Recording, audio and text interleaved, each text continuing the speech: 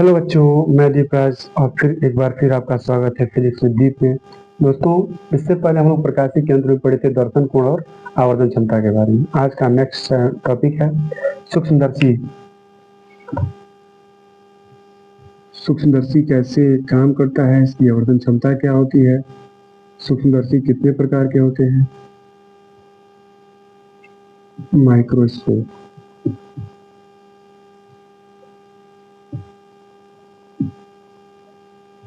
बच्चों, सूक्ष्मदर्शी एक प्रकाशिक केंद्र है जो कि किसी भी सूक्ष्म वस्तु को आवर्धित करके या बड़ा करके देखने में हमको सहायता प्रदान करती है।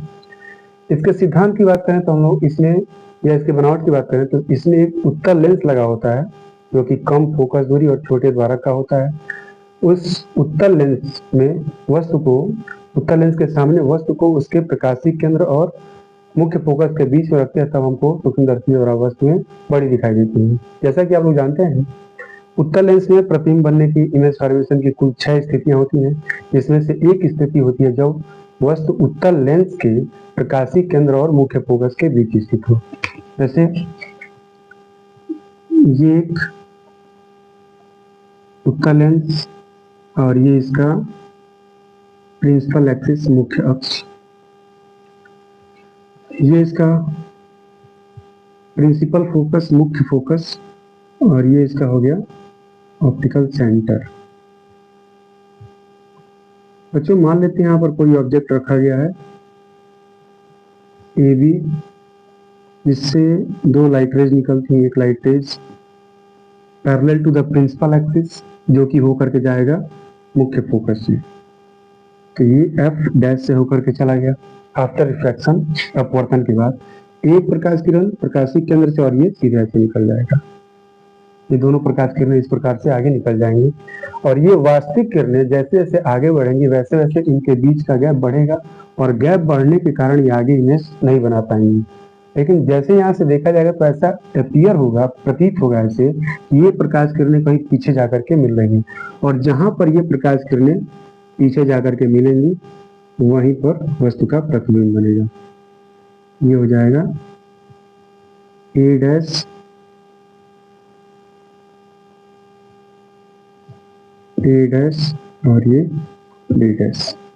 जब वस्तु उत्तल लेंस से प्रकाशिक केंद्र और मुख्य फोकस के बीच स्थित होती है तो वस्तु का प्रतिबिंब सीधा आकार में बड़ा और वस्तु की ओर ही बनता है। ऐसा आप लोग पढ़ेंगे उत्तल लेंस की स्थिति में। इसी सिद्धांत का प्रयोग करके हम लोग सूक्ष्मदर्शी में वस्तु को बड़ा करके देखते हैं। ये दोस्तों एंगल हो जाएगा बीटा, प्रकाशिक यंत्र के द्वारा बनाया गया कोण, और यहाँ से ये ऑब्जेक्ट रखा गया है तो ये डिस्टेंस हम मान लेते हैं, इसको यू ही मान लेते हैं, यहाँ से लेकर के यहाँ तक। अब इसके आवर्धन क्षमता की बात करें तो सूक्ष्मदर्शी की आवर्धन क्षमता आवर्धन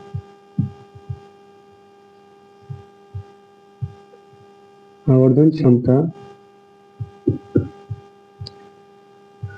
m इज इक्वल टू होता है बीटा अपान अल्फा। दोस्तों, यहाँ पे ये जो बीटा है, हालांकि ऑब्जेक्ट बहुत छोटा होता है, जैसे यहाँ पर इस मार्कर पर लिखे कुछ वर्ड्स हैं, इसको देखना और जूम करके तो यहाँ से लेकर के आएंगे और इस वर्ड से जो प्रकाश किरणें निकलेंगी बहुत छोटी होंगी लेंस के लिए, और यहाँ पर बीटा भी क्या होगा, बहुत छोटा होगा। इस स्थिति में हम मान सकते हैं बीटा अप्रोक्सीमेटली इक्वल टू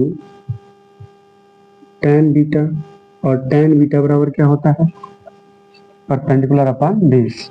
तो ये हो जाएगा HO height of object upon इस ट्रायंगल की बात करिए ABO में, और ये जो BO है आधार है, बेस है इसका, ये क्या है UE है, यहाँ से हो जाएगा UE। अल्फा की बात करें तो अल्फा भी approximately nearly equal to the tan alpha हो जाएगा, और tan अल्फा यहाँ से ये ऑब्जेक्ट रखा गया है और यहाँ से देखने पर अल्फा क्या होता है, किसी भी वस्तु का मानव नेत्र पर बना कोण क्या हो जाएगा, वो दर्शन कोण यानी कि अल्फा होता है। ये हो गया अल्फा और ये हो जाएगा AB, यहाँ से HO मान लेंगे और ये स्वस्थ मानव नेत्र की पर स्थित होता है जो कि D होता है। तो यहाँ समझ सकते हैं आधार लंब बटा आधार tan अल्फा बराबर, तो लंब हो जाएगा HO अपॉन आधार हो जाएगा कैपिटल D। क्या है, निकट बिंदु है स्वस्थ मानव नेत्र का, जो कि 25 सेंटीमीटर होता है। कहने का मतलब यह है कि स्वस्थ मानव नेत्र से हम किसी भी वस्तु को बड़ा कब कर देख पाएंगे, जब नजदीक लेकर के आए। जब दूर वस्तु रखी गई है तो नजदीक लेकर के आएंगे तो वस्तु का साइज बढ़ता जाएगा और एक लिमिट तक ही बढ़ेगा। जैसे 25 सेंटीमीटर तक लाएंगे तभी बढ़ेगा, उससे नजदीक लेकर के चले आएंगे तो वस्तु का इमेज हमको दिखेगा ही नहीं, वस्तु ब्लर होने लगेगा। तो इसलिए 25 सेंटीमीटर बोला जाता है। तो ये डी हो जाएगा निकट बिंदु की दृष्टि में। यहाँ से आवर्धन क्षमता बराबर हो जाएगा m is equal to beta की value HO height of object upon UE into, ये हो जाएगा उल्टा हो जाएगा, ये अपान रखेंगे तो ये उल्टा हो जाएगा, यानी कि D अपान HO से HO कैंसिल, और यहाँ पर मिलेगा m is equal to D upon UE, जो कि हो जाएगा general formula for magnifying power, और वो हो जाएगा सरल सूक्ष्मदर्शी के लिए। ये दोस्तों सरल सूक्ष्मदर्शी के लिए है, अभी कंपाउंड सूक्ष्मदर्शी के लिए नहीं पढ़ा जा रहा है, ये सरल सूक्ष्मदर्शी के लिए है।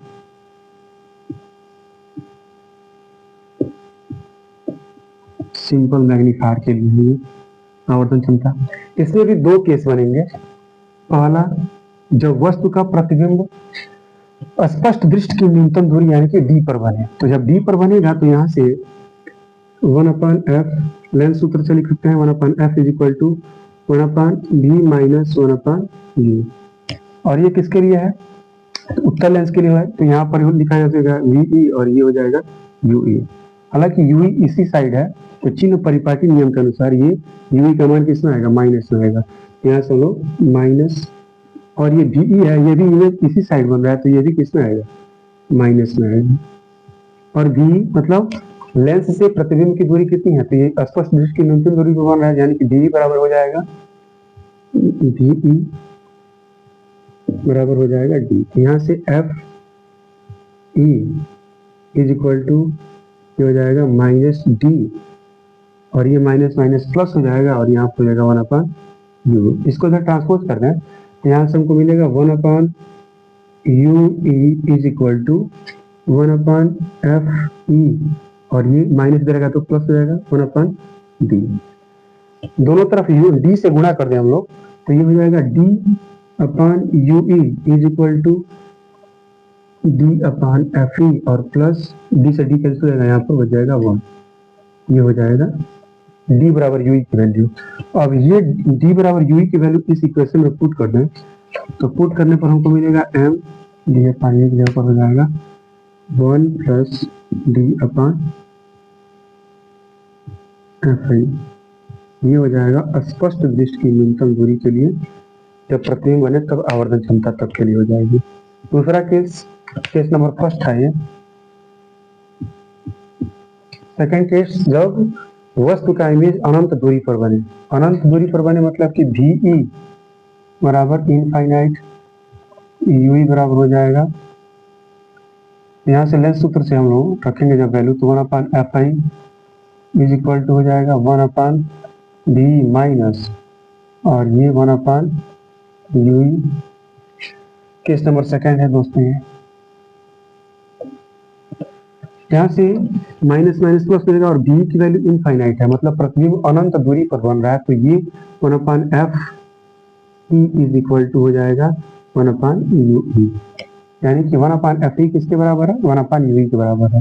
तो ये इक्वेशन फर्स्ट में 1/UE की वैल्यू जब रखा जाएगा, यहाँ से हो जाएगा m is equal to D/FI। ये हो जाएगा जब वस्तु का प्रतिबिंब अनंत दूरी पर बने तब के लिए फार्मूला। यहाँ से दो फार्मूला हमको मिले हैं आवर्धन क्षमता के लिए। पहला m बराबर 1 प्लस D/FI, ये किसके लिए है, ये जब प्रतिबिंब स्पष्ट दृष्टि की न्यूनतम दूरी पर बने तब के लिए फार्मूला है। दूसरा केस, जब वस्तु का प्रतिबिंब अनंत दूरी पर बने तब के लिए m बराबर D/FI। आई होप आप लोगों को समझ में आया होगा। आगे हम लोग स्टार्ट करते हैं संयुक्त सूक्ष्मदर्शी।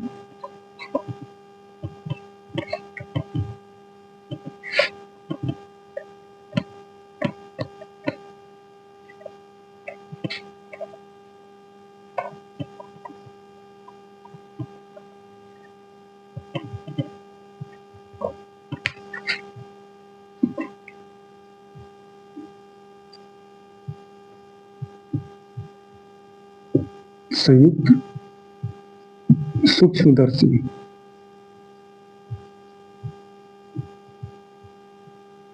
बच्चों ये एग्जाम पॉइंट ऑफ व्यू से बहुत ज्यादा इंपॉर्टेंट है, एग्जाम में कई बार पूछा जा चुका है। कंपाउंड माइक्रोस्कोप,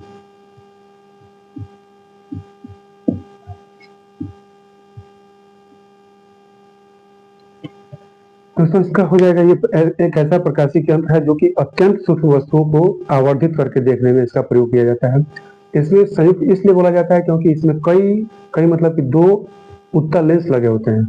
दो उत्तल लेंस मतलब कि एक देखिए, जैसे ये हो गया मुख्य अक्ष,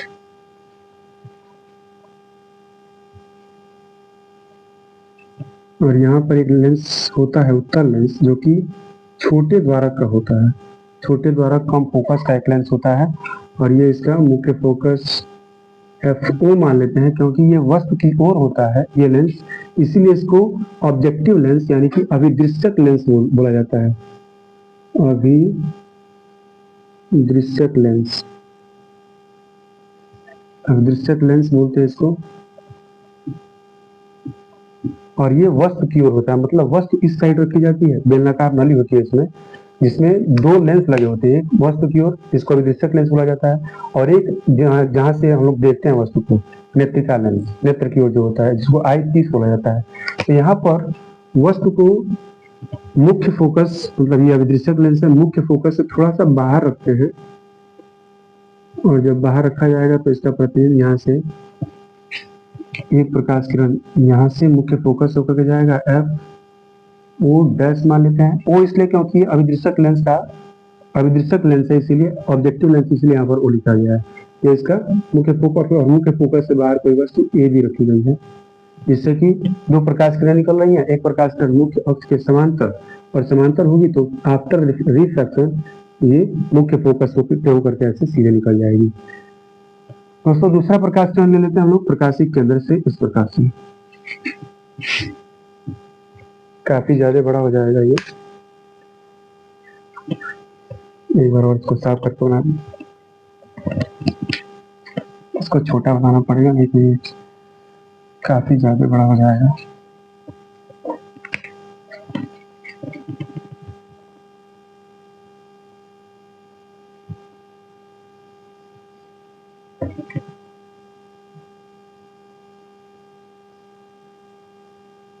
ये अभिदृश्यक लेंस, और ये इसका मुख्य फोकस, और ये यहाँ पर ऑब्जेक्ट रखा गया है AB, जिससे दो प्रकाश किरण ऐसे निकल रही है, और ये ऐसे निकल कर कैसे चली जाएगी, FO डैश, और एक प्रकाशिक केंद्र से ऐसे होती हुई ऐसी आ जाएगी, और जो जहां पर दो प्रकाश किरण मिलेंगी वहीं पर इमेज बनेगा, हो जाएगा A डैश, और ये हो जाएगा B डैश। इसके आगे नेत्रिका लेंस होता है, और नेत्रिका लेंस को इस प्रकार से समायोजित किया जाता है, आगे पीछे खिसकाया जाता है, जिससे कि नेत्रिका लेंस के लिए ये जो प्रतिबिंब है अभिदृश्यक लेंस का, जिसको अभिदृश्यक लेंस बोला जाता है, ऑब्जेक्टिव लेंस, अभिदृश्यक लेंस बोलते हैं, और इसको बोलते हैं नेत्रिका लेंस। इसका प्रकाशिक केंद्र हम मान लेते हैं O है, और इसका मुख्य फोकस FO और FO डैश है। इसको, इस नेत्रिका लेंस को इस प्रकार आगे पीछे खिसकाएंगे कि ये जो नेत्रिका लेंस है, इस इमेज के लिए ये, हालांकि ये जो ऑब्जेक्ट है इसका जो ये जो लेंस है, इस लेंस के द्वारा बना प्रतिबिंब A डैश B डैश नेत्रिका के लिए आभासी वस्तु का कार्य करेगा, और ये आभासी वस्तु नेत्रिका के लिए इस प्रकार समायोजित किया जाता है कि नेत्रिका के प्रकाशिक केंद्र और मुख्य फोकस के बीच में आए। ये यहाँ पे नेत्रिका का FI मान लेते हैं हम लोग, focus, principal focus of eyepiece, FE से रिप्रेजेंट किया गया है इसको। तो ये इस प्रकार से समायोजित करते हैं कि नेत्रिका के लिए मुख्य फोकस और इसके प्रकाशिक केंद्र के बीच में आए। और यहाँ से दोस्तों मान लेते हैं एक प्रकाश किरण ऐसे निकल रही है जो कि मुख्य फोकस से होकर के ऐसे सीधे निकल जाएगी, और एक प्रकाश किरण प्रकाशिक केंद्र से होकर के जाएगी ऐसे सीधे। देखिए दोस्तों, यहाँ से ये FI डैश ये मुख्य अक्ष के समांतर लेंस पर आपतित होती है, तो यहाँ से मुख्य फोकस होकर के चली जाएगी। दूसरा प्रकाश किरण प्रकाशिक केंद्र से होकर के जा रहा है, तो ये सीधे निकल जाएगा। ये दोनों प्रकाश किरणें जैसे जैसे आगे बढ़ेंगे वैसे वैसे इनके बीच का गैप बढ़ता जाएगा। और यहाँ से अगर कोई देखेगा इस दोनों रेस को, तो ऐसा प्रतीत होगा कि ये दोनों प्रकाश किरणें कहीं पीछे से ही आ रही हैं, और ये जहाँ पर एक दूसरे को काटेंगी, जहाँ पर एक दूसरे से मिलेंगी, वहीं पर वस्तु का प्रतिबिंब बनेगा। ये प्रतिबिंब कुछ इस प्रकार से हो जाएगा। ये AB, ये वस्तु AB जिसका प्रतिबिंब A डैश B डैश बना, और यहाँ पर हो जाएगा A डबल डैश, और ये हो जाएगा B डबल डैश। ये अंतिम प्रतिबिंब है, इसीलिए हो जाएगा बीटा। अब इसकी आवर्धन क्षमता निकालनी हो तो आवर्धन क्षमता बराबर, जैसा कि हम लोग जानते हैं, M इज इक्वल टू होता है बीटा अपान अल्फा। आवर्धन क्षमता का फार्मूला होता है, इसको इक्वेशन फर्स्ट मान लेंगे। और इसमें भी हालांकि ये एंगल बहुत छोटा होगा, इसीलिए जो बीटा होगा नियरली इक्वल टू, या tan बीटा जो होगा, tan beta nearly equal to beta, और बीटा बराबर क्या होता है, लंब बटा आधार। तो यहाँ से लंब A dash B dash upon आधार क्या हो जाएगा, तो A डैश E इसको मान लेंगे, इसका जो प्रकाशिक केंद्र है वो है E, तो यहाँ से हो जाएगा A डैश और ये E हो जाएगा। ठीक है, वैसे ही tan अल्फा है जो है नियरली इक्वल टू मान लेंगे अल्फा की, और tan अल्फा बराबर हो जाएगा, tan अल्फा जैसे कि ये ऑब्जेक्ट है AB और ये हमारा नेत्र है, यहाँ से देखने पर ये एंगल बनेगा अल्फा, और ये मानव नेत्र से स्पष्ट दृष्टि न्यूनतम दूरी D पर बनता है, और ये है AB वस्तु। तो यहाँ से हम लिख सकते हैं आधार लंब यानी कि AB अपान आधार क्या है D है, यहाँ से D लिख लिया गया। अब चूंकि आवर्धन क्षमता beta upon alpha is equal to, आवर्धन क्षमता बराबर है बीटा अपन अल्फा, इसीलिए ये हो जाएगा M is equal to beta की जगह पे A dash B dash upon A dash E। इसका बट्टा करेंगे तो AB अपान D यानी कि D अपान ये हो जाएगा AB। स्टूडेंट एक बार हम लोग यहाँ फिगर पे देख लेते हैं। ये है अभिदृश्यक से वस्तु की दूरी, जिसको हम लोग मान लेंगे UO, object distance from lens UO हो जाएगा, मतलब कि उत्तल लेंस अभिदृश्यक लेंस से वस्तु की दूरी UO। यहाँ से ये डिस्टेंस जो प्रतिबिंब बना है यहाँ से लेकर के और यहाँ तक, इसको हम लोग मान लेते हैं प्रतिबिंब B से रिप्रेजेंट किया जाता है तो VO, क्योंकि ये अभिदृश्यक के लिए है। ये अभिदृश्यक के द्वारा जो प्रतिबिंब A डैश B डैश बना है वो नेत्रिका के लिए वस्तु का कार्य करेगा, इसीलिए यहाँ से हम लोग ये इसको U और ये E होता है, इसको UE मान लेंगे। हालांकि नेत्रिका से जो अंतिम प्रतिबिंब बनेगा वो D पर बनेगा, स्पष्ट दृष्टि न्यूनतम दूरी पर, इसीलिए इसको हम लोग मान लेंगे कैपिटल D। आई होप आप लोगों को समझने में कोई दिक्कत नहीं हो रहा होगा। यहाँ से हम लोग देखिए A dash B dash M is equal to A dash B dash upon A dash E, या फिर इसको लिख सकते हैं A dash B dash upon AB into D upon A dash E। ये हो जाएगा दोस्तों A डैश B डैश देखा जाए तो ये A डैश B डैश और ये हो जाएगा AB। यहाँ से हम लोग जानते हैं आवर्धन क्षमता का फार्मूला। आवर्धन क्षमता M इज इक्वल टू क्या होता है V अपान U, और ये V अपान U होता है I अपान O के। गौर से देखें हम लोग तो अभिदृश्यक के लिए ये जो I है वो A डैश B डैश है, और जो O है वो है AB, A dash B dash O। तो इसके जगह पे हम लोग क्या लिख सकते हैं, V अपान U लिख सकते हैं, और V क्या होगा अभिदृश्यक के लिए अभिदृश्यक द्वारा प्रतिबिंब, और ये जो प्रतिबिंब होगा ये हो जाएगा VO अभिदृश्यक इस साइड है, इसीलिए चिन्ह परिपाटी नियम के अनुसार पॉजिटिव रहेगा। ये AB की जगह पर क्या लिख लेंगे, AB की जगह पर U, और U अभिदृश्यक इस साइड है यानी कि माइनस में, तो हो जाएगा UO। इनटू ये हो जाएगा डी, ये इस साइड बना ले इसीलिए इसको माइनस करेंगे, ये माइनस रहेगा दोस्तों यू, क्योंकि इस साइड है इसलिए माइनस हो जाएगा। ए ये है नेत्रिका के लिए वस्तु की दूरी, तो हो जाएगा minus U, minus minus cancel, तो यहां से मिल जाएगा हमको m is equal to minus V O upon U O into D upon U. ये हो जाएगा सूक्ष्मदर्शी के लिए आवर्धन क्षमता का सूत्र। इसमें भी दो केस होते हैं, पहला जब वस्तु स्पष्ट दृष्टि की न्यूनतम दूरी पर बनती हो, और दूसरा जब वस्तु अनंत पर बने। तो स्पष्ट दृष्टि की न्यूनतम दूरी पर जब बनेगी, यहां हम समझते हैं, स्पष्ट दृष्टि की न्यूनतम दूरी पर जब बनेगा तो यहां से लेंस सूत्र से 1/f नेत्रिका के लिए है, तो F E is equal to 1/VE minus 1/V। दोस्तों ये प्रतिबिंब अनंत दूरी पर स्पष्ट दूरी पर बनेगा, तो स्पष्ट दूरी पर बनेगा तो VE की वैल्यू क्या हो जाएगी, डी माइनस डी, और ये यूई भी इस साइड है इसलिए किसको लिया जाएगा, माइनस में ले जाएगा। तो यहाँ से 1/FI इज इक्वल टू 1/माइनस डी, और ये माइनस और ये फिर माइनस माइनस माइनस क्या हो जाएगा, प्लस 1/UE हो जाएगा। इसको जब ट्रांसपोज करेंगे तो ये प्लस में जाएगा तो माइनस, यानी कि 1/FI इज इक्वल टू, या इसको ट्रांसपोज करें तो 1/D हो जाएगा। 1/FI plus 1/D is equal to 1/UE। D से भाग देते, गुणा कर दे दोनों तरफ, ये हो जाएगा D/FI plus 1 is equal to 1/UE।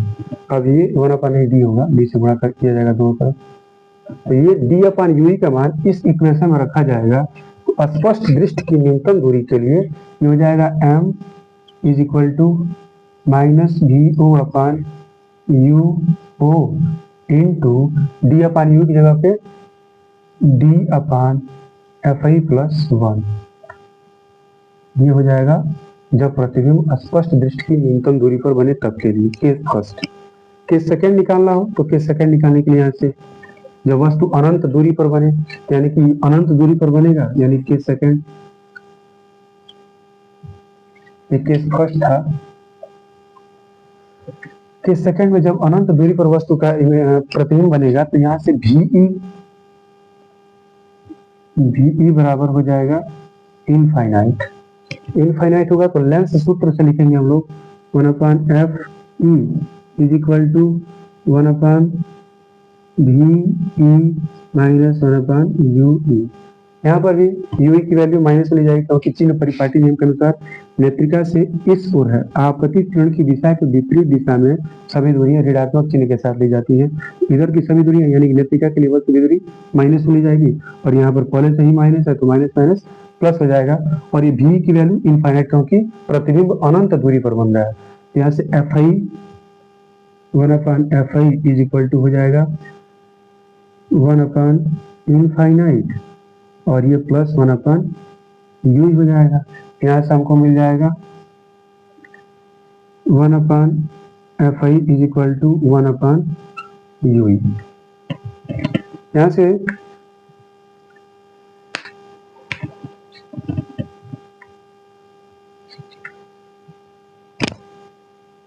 U की जगह पर हम 1/FA लिख सकते हैं, तो ये हो जाएगा इक्वेशन फर्स्ट से आवर्धन क्षमता m बराबर DO/UO माइनस, और ये D इंटू 1/U, U की जगह पे 1/FI हो जाएगा FI, और ये हो जाएगा आवर्धन क्षमता की लंबाई, आवर्धन क्षमता संयुक्त सूक्ष्मदर्शी के लिए जब वस्तु का प्रतिबिंब अनंत दूरी पर। दोस्तों इन दोनों केसों में सूक्ष्मदर्शी की लंबाइयां भी निकाली जाती है। सूक्ष्मदर्शी की लंबाई मतलब नेत्रिका और अभिदृश्यक और नेत्रिका के बीच की दूरी। तो जब वस्तु का प्रतिबिंब अनंत दूरी पर बनेगा तो ये अनंत दूरी पर बनेगा तो एफ की वैल्यू क्या हो जाएगी, प्रतिबिंब कहाँ बनेगा, अनंत दूरी पर बनेगा और यू एफ के बराबर हो जाएगा। यानी कि ये यहाँ से लेकर के यहाँ तक का डिस्टेंस वी ओ, और जब वस्तु का प्रतिबिंब अनंत दूरी पर बनेगा तो ये वैल्यू एफ पर आ जाएगी। मतलब कि वी ओ और प्लस ये इमेज नेत्रिका के फोकस पे बनेगा। यहाँ से सूक्ष्मदर्शी की लंबाई एल बराबर हो जाएगा वी ओ, यहाँ से लेकर के वस्तु की जो अभिदृश्यक के द्वारा जो प्रतिबिंब बना है वो, अभी मैंने बताया कि सूक्ष्मदर्शी की लंबाई अभिदृश्यक और नेत्रिका के बीच की दूरी होगी, और बीच की दूरी जब वस्तु का प्रतिबिंब अनंत दूरी पर बनेगा तो इस केस में ये जो वस्तु का इमेज है वो यहाँ ना बन करके नेत्रिका के मुख्य फोकस पर आ जाएगा, क्योंकि आप लोग उत्तल लेंस की वो स्थिति जानते हैं कि जब वस्तु मुख्य फोकस पर स्थित होता है तो उसका प्रतिबिंब अनंत पर बनता है। तो अनंत पर कब बनेगा, जब वस्तु का प्रतिबिंब मुख्य फोकस पर आ जाएगा, और वही यहाँ पर आया है 1/Fi बराबर 1/UV आ गया है यहाँ से 1/Fi = 1/UV। इसका मतलब ये हुआ कि नेत्रिका के लिए वस्तु की दूरी कब होगी, जब मतलब जहाँ पर वस्तु मुख्य फोकस पर स्थित हो, मतलब कि जब वस्तु नेत्रिका के मुख्य फोकस पर स्थित होगा यही वस्तु की दूरी होगी। कब, जब इसके द्वारा प्रतिबिंब अनंत दूरी पर बने तब। और अभी मैंने बताया कि सूक्ष्मदर्शी की लंबाई जब वस्तु का प्रतिबिंब अनंत दूरी पर बने तो अभिदृश्यक और नेत्रिका के बीच की दूरी को बोलते हैं, और इमेज यहाँ पर बनेगा ये हो जाएगा वीओ, यानी कि एल बराबर वीओ प्लस, ये नेत्रिका के लिए कहाँ पर बनेगा, एफ आई पर, हो जाएगा वीओ प्लस एफ आई, और ये होगा मॉड में, क्योंकि लंबाई निकालते समय चिन्ह का ध्यान नहीं दिया जाता है, चिन्ह को नहीं पुट किया जाता है। ये किसके लिए है, जब वस्तु का प्रतिबिंब अनंत दूरी पर बने तब, और जब वस्तु का प्रतिबिंब स्पष्ट दृष्टि की न्यूनतम दूरी पर बने तब सूक्ष्मदर्शी की लंबाई, यहाँ से ये वीओ हो जाएगा, ये distance VO, total distance VO, ये वीओ हो गया, और प्लस अभिदृश्यक या नेत्रिका के लिए वस्तु की दूरी क्या लिखेंगे, यूई, ये हो जाएगा यूई, और ये डिस्टेंस ये हो जाएगा सूक्ष्मदर्शी की लंबाई के लिए फार्मूला। ये जब वस्तु का प्रतिबिंब अनंत दूरी पर बने, और ये वाला जब वस्तु का प्रतिबिंब स्पष्ट दृष्टि की न्यूनतम दूरी पर बने। आई होप आप लोगों को ये चीजें समझ में आई होगी। मिलते हैं फिर नेक्स्ट लेक्चर में, जहाँ पर दूरदर्शी के बारे में पढ़ा जाएगा। तब तक के लिए धन्यवाद।